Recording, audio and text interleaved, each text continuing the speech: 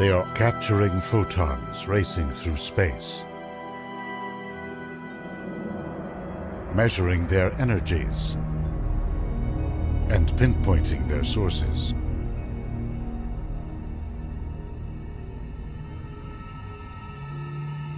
An army of high-tech instruments, including the Hubble Space Telescope, is peering into ever more distant corners of the universe. They are reeling in enormous volumes of data in how galaxies took shape,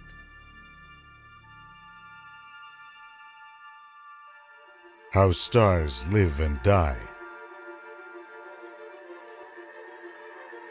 and how the universe set the stage for life.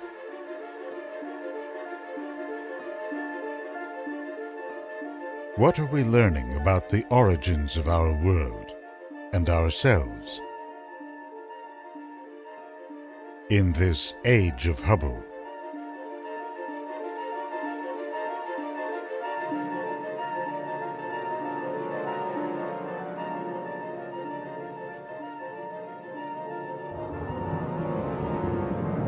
There is a clarity, a brilliance to space that simply doesn't exist on Earth, wrote the astronaut Gus Grissom. Nowhere else can you realize so fully the majesty of our Earth and be so awed at the thought that it's only one of untold thousands of planets.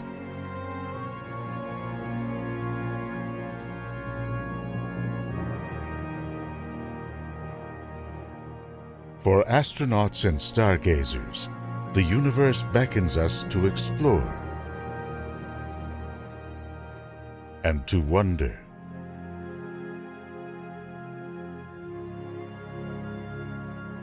How did it all come about? And how do we fit in? Are there other worlds like our own, rich with life?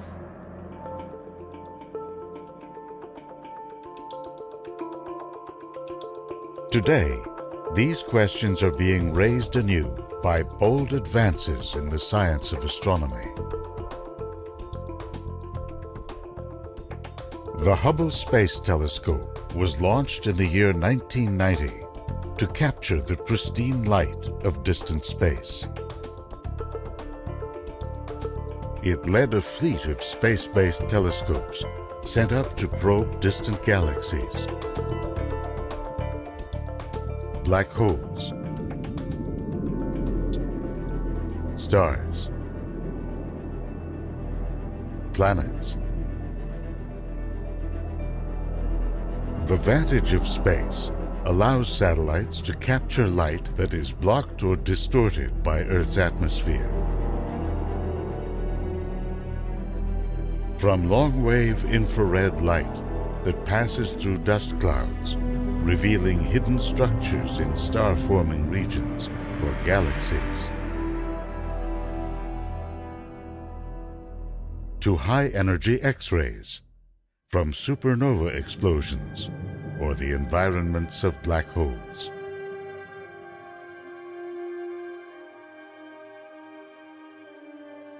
By the time the light of these objects reaches us, it has traveled millions or even billions of years. It carries with it information about how the universe came to be what it is. Sending telescopes into space was part of a larger technological revolution. On mountaintops around the world, scientists began building a new generation of giant telescopes. Among them, the Very Large Telescope Array, or VLT, in Chile.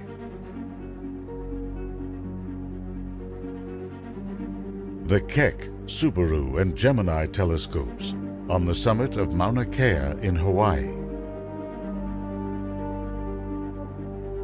These high-tech instruments are equipped with the largest mirrors ever built. They have to be nearly flawless to capture the trickle of photons from distant reaches of the universe. The VLT mirrors, for example, are so smooth that if you blew one up to the size of Paris, its surface would vary by only a millimeter. To the powerful light-gathering abilities of these precision mirrors, scientists added computer programs and sophisticated optics designed to cancel out distortions in starlight caused by turbulence in our atmosphere. The purpose? To gain the clarity of space here on Earth. Scientists have now added a powerful new weapon to their arsenal of discovery. Supercomputer programs that use the laws of physics to simulate important cosmic events.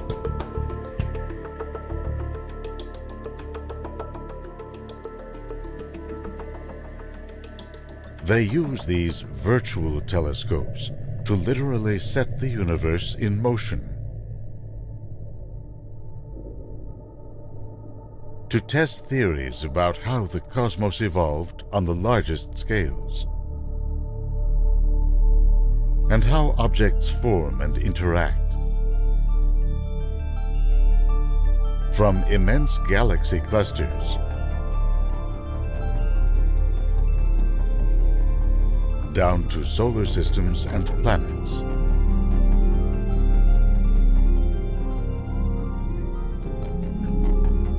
Among the most important revelations in this age of Hubble is a deepening sense of the scales and the forces that define the universe.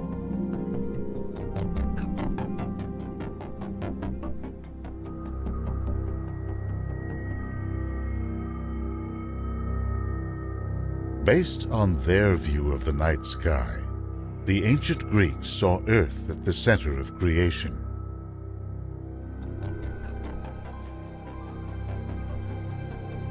The philosopher Aristotle described a series of 55 celestial spheres, with each moving in a way that predicted the positions of planets or stars within them.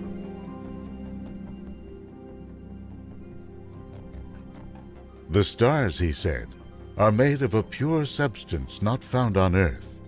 Thus, the outer spheres they inhabit are home to the gods. Centuries later, scientists would learn that Earth revolves around the Sun in an assemblage of planets, a solar system. A century ago, they deduced that our Sun is one of billions of other stars moving around a disk-like structure, the galaxy. What lay beyond this island universe? How far did space extend? Working with the new 100-inch telescope on California's Mount Wilson, astronomer Edwin Hubble and an assistant named Milt Humason analyzed the light of blurry patches of sky known as nebulae. They found that these patches were actually galaxies unto themselves, located far beyond our Milky Way. Many of them, in fact, are moving away from us. The farther away they are, the faster they are receding. These findings sparked the rise of a whole new model of the universe. It's much larger than we imagined, filled with countless galaxies and growing larger all the time. Over 6 decades later, scientists launched Hubble's namesake, a telescope in space, to nail down the parameters he helped define. the cosmic expansion rate, as well as a scale for calculating distances. Knowing these two numbers would allow astronomers to establish a timeline for cosmic evolution, going all the way back to the earliest moments of time.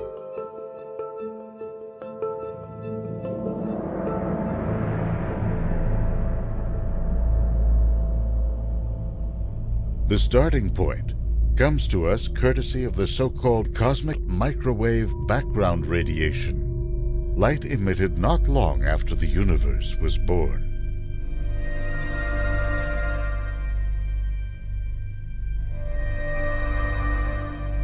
Reading this light, the COBE, WMAP, and Planck satellites showed that the universe began with widespread variations in its density.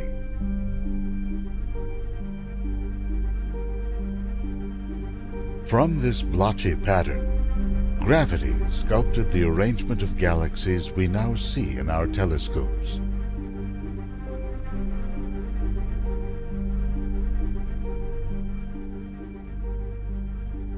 Our galaxy and its neighbors are tied to a larger grouping, the Virgo cluster, some 50 million light-years away.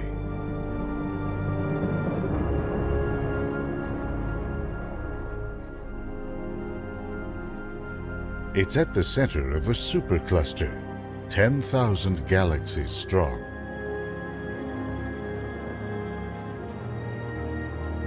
From this intergalactic hub, filaments of galaxies extend outward in all directions, forming a vast luminous web.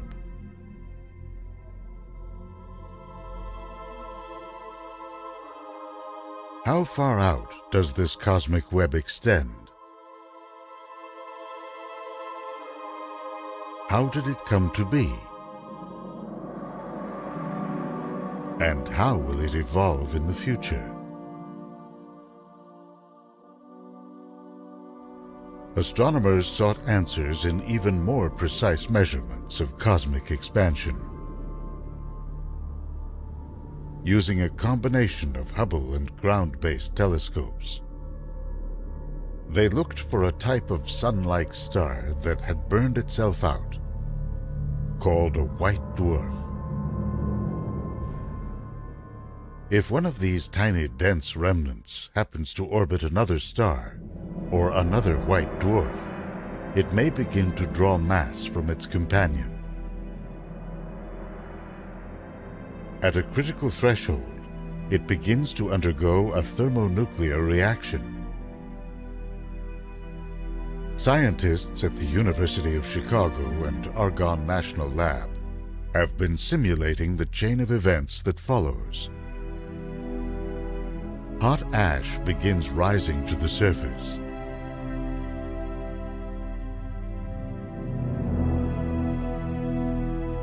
As it breaks out, it wraps around the star.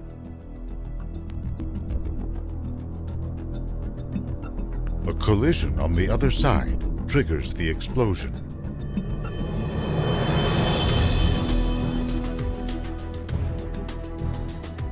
These Type 1a supernovae are thought to all explode in the same way, with the same luminosity, wherever they are in space.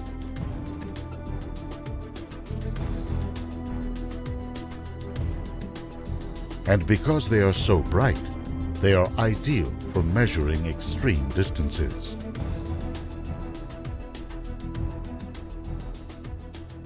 It's like looking at cars with identical headlights approaching on a highway. The dimmer they appear, the farther away they are. But when astronomers began looking at these cosmic beacons, they noticed something unexpected. They combined their brightness with another measure, how far their light had shifted to the red. The larger the shift, the more the universe had expanded since the star had exploded.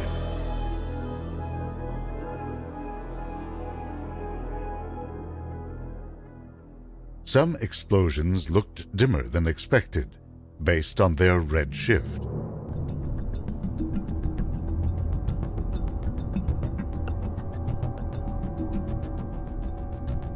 That meant their light had traveled an even greater distance to reach us. That led astronomers to conclude that the cosmic expansion rate was slower in the deep past. It must have accelerated for the universe to reach its current size. The force causing space to speed up is still unknown. Scientists refer to it as dark energy, and it may be all around us.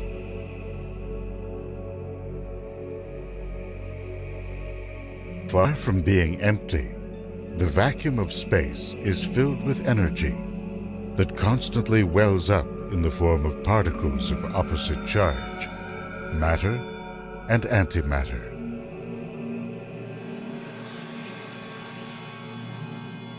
According to a theory that has gained wide acceptance, the universe began when this vacuum was somehow tipped into a higher energy state, causing space and time to suddenly inflate.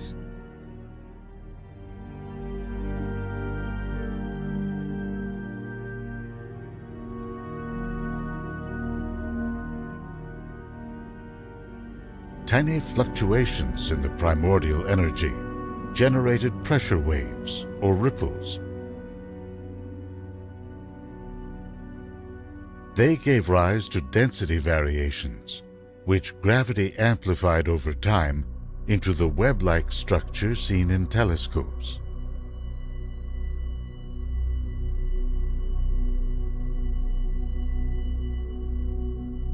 Taking cosmic expansion into account, galaxies out at the edge of the visible universe are 46 billion light-years away from us in each direction.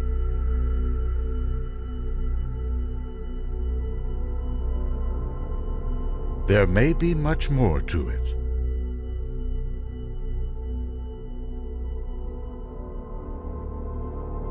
The fury of cosmic inflation would have caused the universe to go from atomic size to cosmological size within an infinitesimally short time.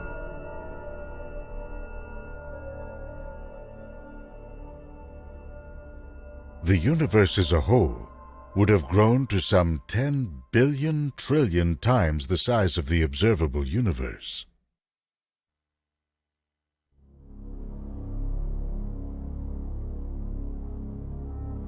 Put another way, the new theory says the whole universe is to the observable universe.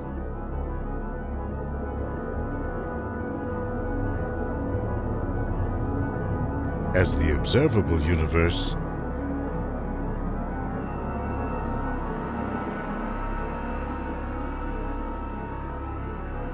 is to an atom.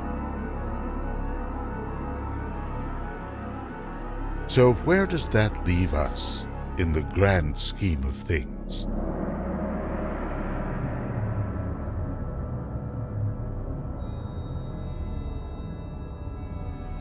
Since the discoveries of the solar system and the galaxy, we find ourselves confined to an ever smaller corner of creation.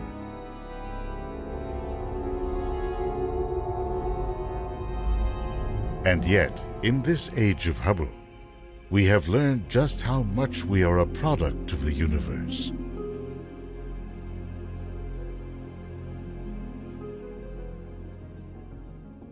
And of a great cosmic continuum that reaches back to the beginning of time.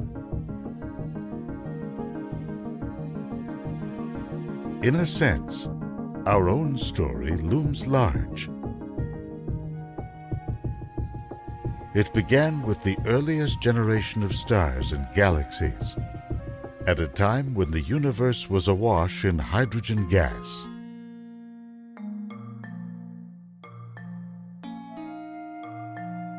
When the first stars formed, they began generating oxygen and carbon in their cores.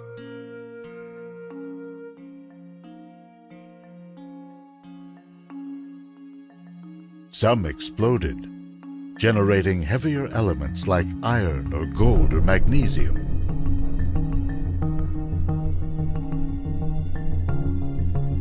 While spreading these elements far and wide in the form of dust. This animation depicts a supernova spotted by Chinese astronomers in the year 1054 AD.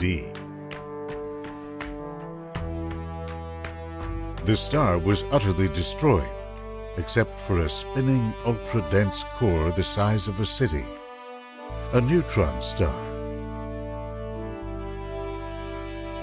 and an expanding cloud of gas and dust, still growing at a rate of 1,000 kilometers a second. Astronomers have been poring over the Crab Nebula. What they found is that the filaments of matter that roared out of the blast contain large volumes of dust, an array of mostly carbon or silicate compounds that absorb visible light.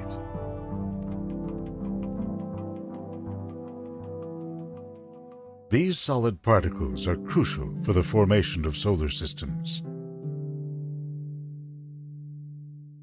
Within the Crab Nebula, there is enough dust to make some 30 to 40,000 Earths.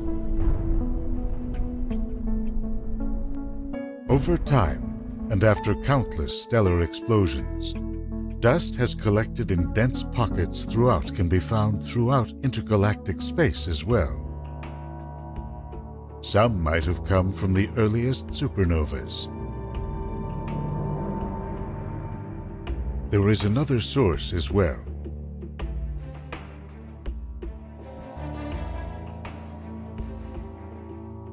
Since the 1960s, astronomers have been studying bright beacons of light that shine from the centers of distant galaxies.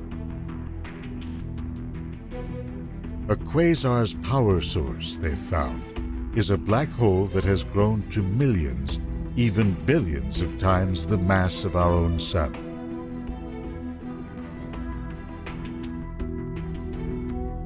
The thinking is that magnetic fields leap off a disk of matter that's spiraling into the black hole, drawn by its extreme gravity. These fields channel a portion of the inflowing matter out into powerful particle beams.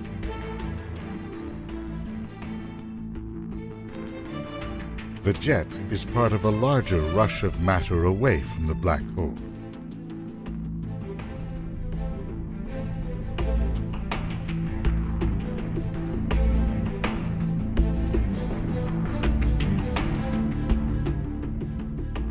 You can see it in a large spiral galaxy called NGC 3783, 30 million light-years from Earth.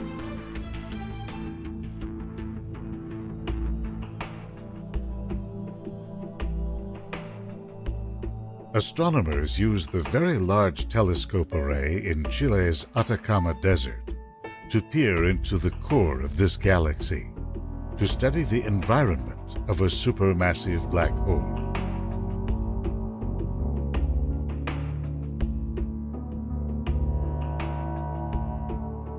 From a disk of matter flowing into the black hole, intense radiation had created a dusty wind that is moving up and away from the black hole.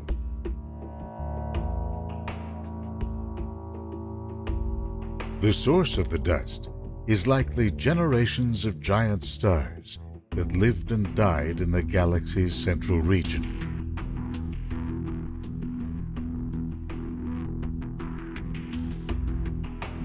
Black hole winds are now thought to have had a major impact on the universe at large.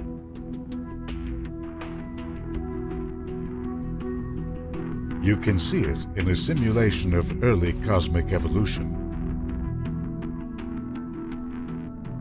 from a starting point 12 million years after time zero. This computer simulation shows the evolution of a cosmic patch some 350 million light-years across.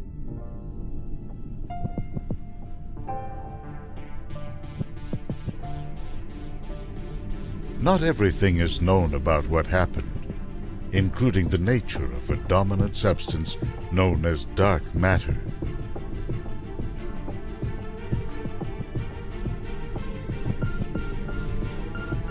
Within the volume of this simulation, tens of thousands of galaxies take shape all along the strands of the cosmic web.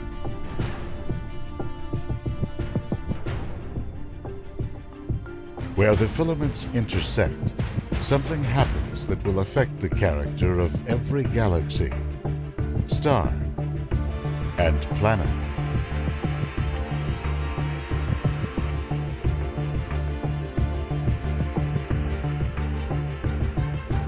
Gigantic bubbles of hot gas begin to expand outward.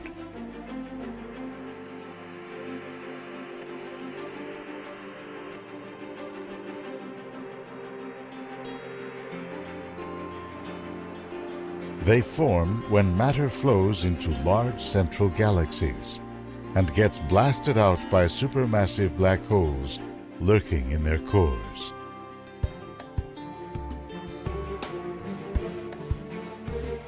In time, these hot bubbles push out well beyond the central galaxies.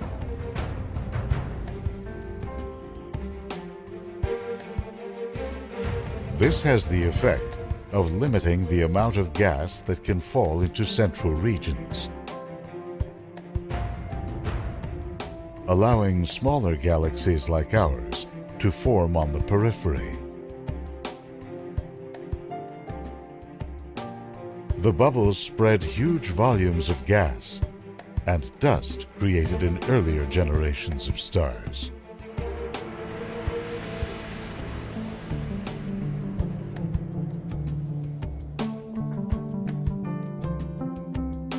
Galaxies all around the universe bear witness to this dusty legacy.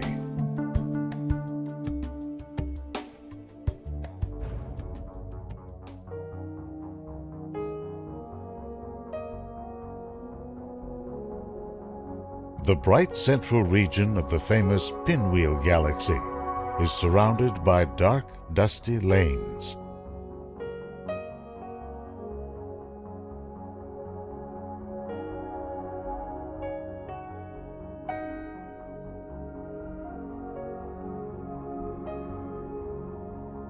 In spiral galaxies, the most common type, hot winds from exploding stars helped push these clouds toward the periphery.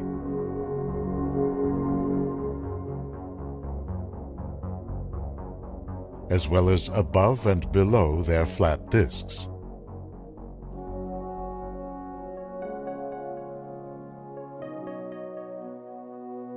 You can see evidence of this in our view into the disk of the Milky Way galaxy.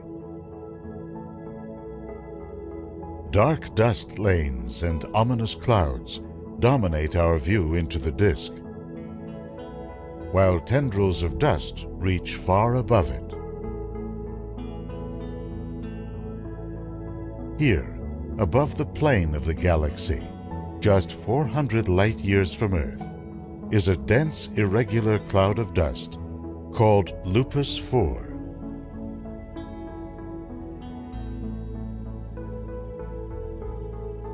Our Sun, our solar system, likely formed in a cloud like this. Lupus 4 may one day give rise to a star cluster like NGC 3590, a region of dust and glowing gas near the plane of the galaxy. These young stars were probably all born at the same time, within the same cloud.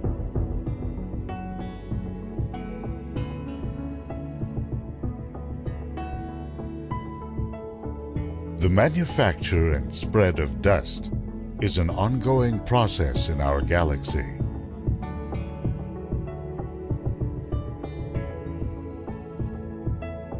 Consider the Carina Nebula, located 7,500 light-years away. It spans some 250 light-years across.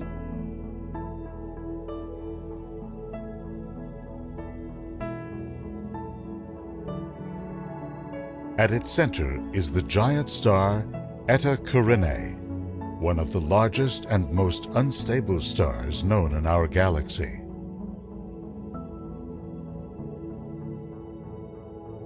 It is surrounded by an expanding bipolar cloud of dust and gas, known as the homunculus, or little man in Latin. Astronomers believe it was expelled during what they call the Great Eruption in the years 1838 to 1845. With a mass over 100 times that of our Sun, this star could explode at any time. And yet, in the larger cloud of dust and gas, stars are being born at a fever pitch.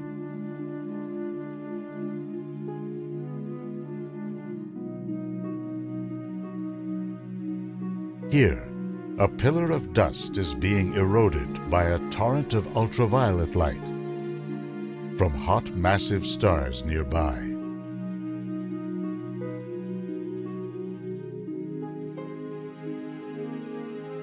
A dense region at the top resists these scouring winds, giving a young star time to incubate.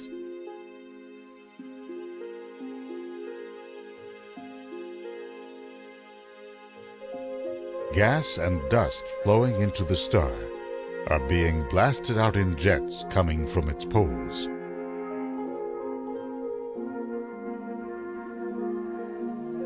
Of all the constellations, few attract more admirers than Orion.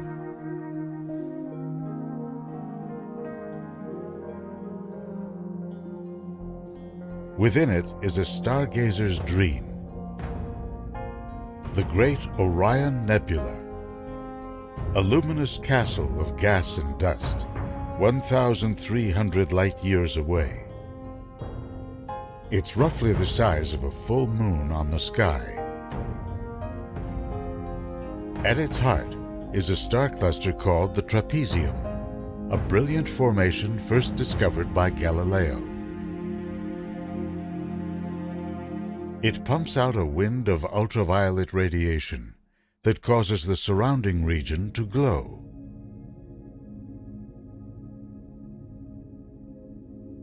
These large stars emit streams of charged particles that collide with dust clouds, forming a frothy landscape of arcs and bubbles.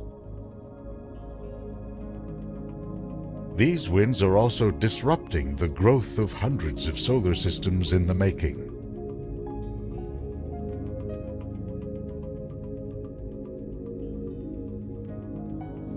Despite these winds, some solar systems still manage to come to life. Using the Hubble Space Telescope, scientists have been drawing them out of their bright and hazy surroundings.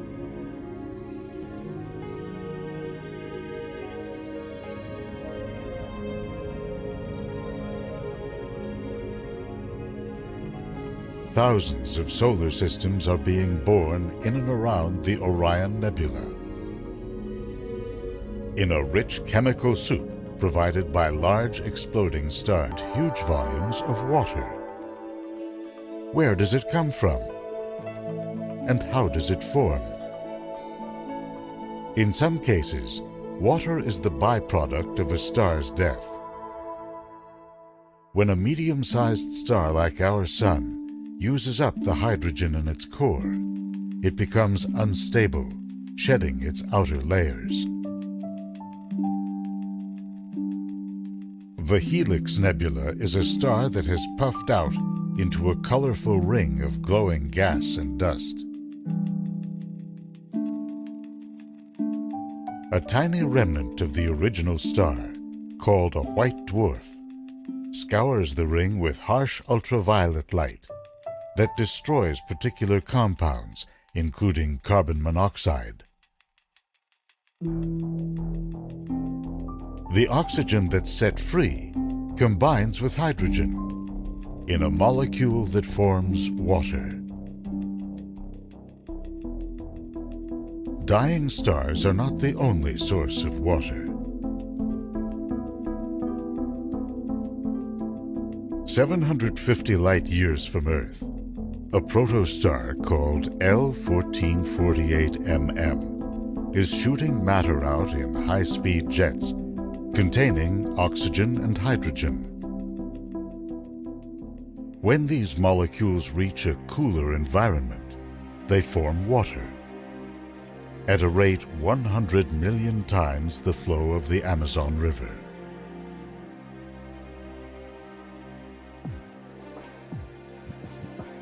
Water then becomes part of the dynamic of a solar system's birth. Scientists have sought to better understand the formation of planets by simulating it in a supercomputer.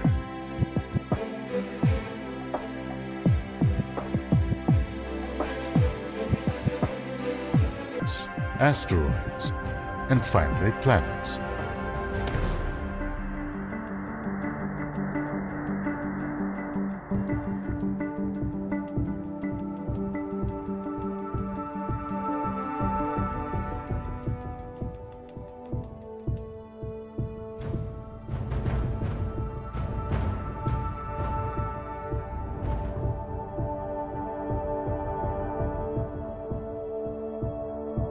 Up on the high deserts of Chile, astronomers have been using the Atacama Large Millimeter Submillimeter Telescope Array to peer into the turbulent environments of newly born stars.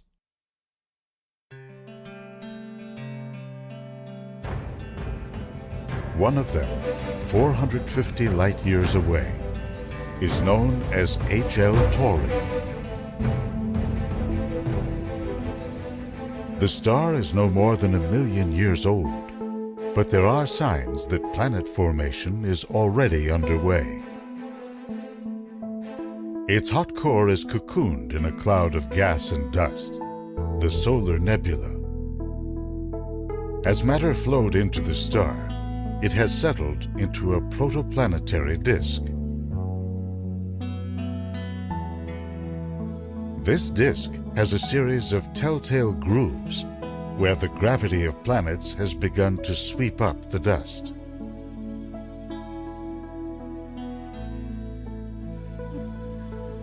Dust within the solar nebula carries all the material needed to build a planet like ours, including organic compounds.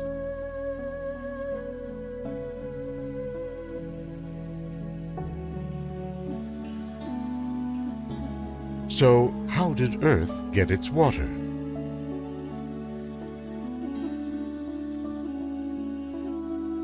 The answer may begin with our star.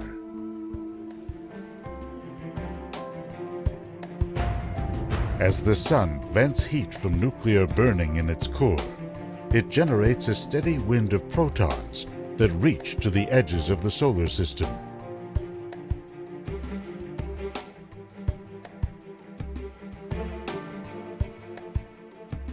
This wind encounters dust particles that are wafting through the solar system, attracted by the gravity of planets.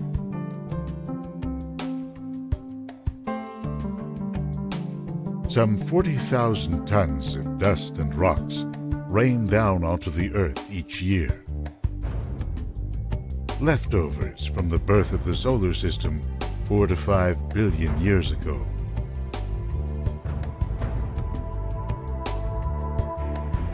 Interplanetary dust has long been known to carry organic or carbon compounds able to survive the journey through Earth's atmosphere. Scientists recently found something else. On the dust particles themselves.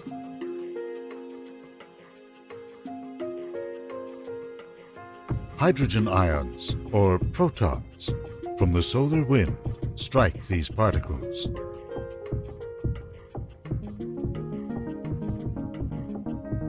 When these protons interact with oxygen in silicate mineral grains, they form H2O molecules, which then cling to the particles.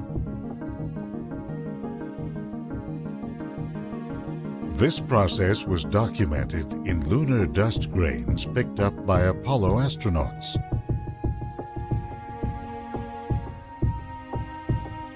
It may be the source of water ice that is collected in the bottom of some lunar craters and is strewn about lunar landscapes.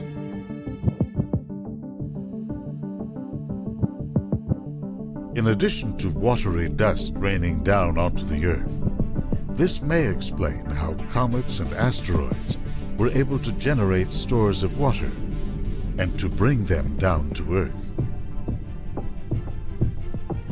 Given that water is created and spread so readily, it's not surprising that it pervades our own solar system.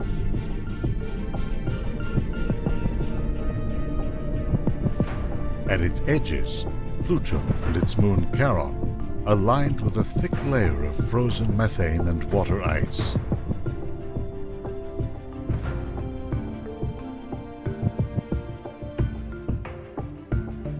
The blue planets Neptune and Uranus get their color from the methane clouds that make up their frigid atmospheres. Within, charged particles circulate in a sea of liquid water, producing electrical currents and magnetic fields.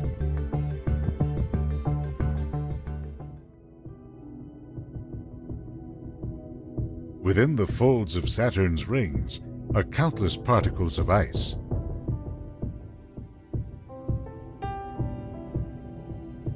Hovering just above them is the moon Enceladus, with an icy surface that makes it one of the brightest objects in the entire solar system. The Cassini spacecraft detected jets of water ice shooting out of its south pole. Scientists believe they are coming from an interior ocean, launched by the squeezing action of Saturn's gravity. The largest planet, Jupiter, harbors its own storehouse of water.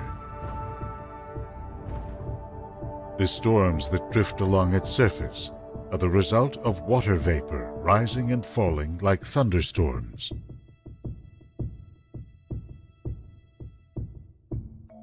Beyond Jupiter's roiling atmosphere lies a water world, Jupiter's second moon, Europa. Its bright, smooth surface is crisscrossed by channels and grooves carved out by shifts in an ocean of liquid water or slushy ice that lies below.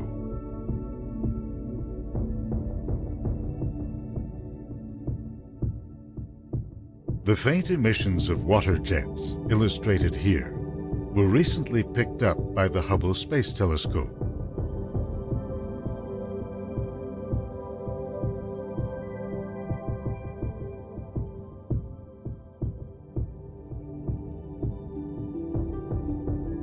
Then there's Earth, a water planet. Vast interconnected bodies of water, the oceans, cover 71% of its surface.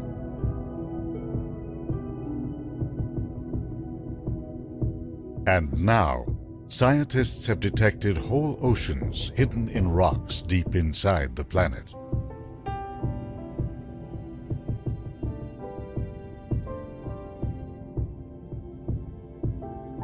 The story of dust and water is central to our understanding of how life can arise.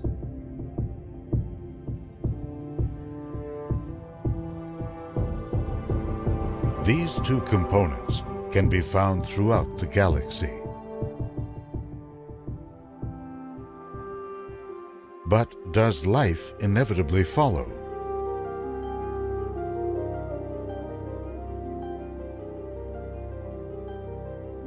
For now, Earth remains our only data point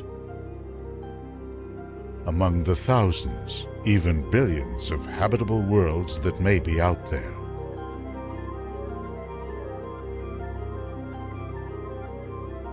The age of Hubble has brought a new appreciation of how we emerged in a universe that is immense beyond imagining.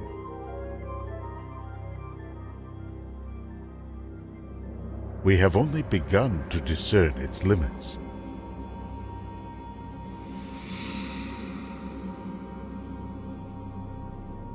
New data supports theories of how the universe began in a furious expansion.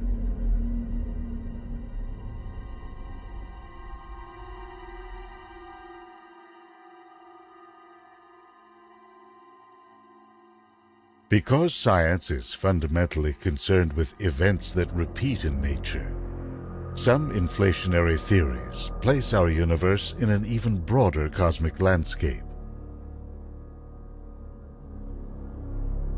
The idea is that universes, like frothy bubbles, extend out into the voids of infinity.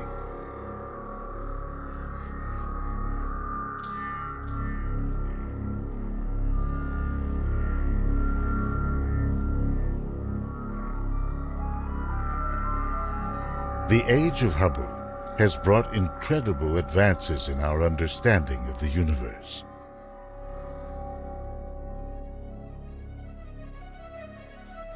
It is surely only the beginning of a long quest to know how it all fits together, where we came from, and what the stars may tell us of our place in the spread of time and space.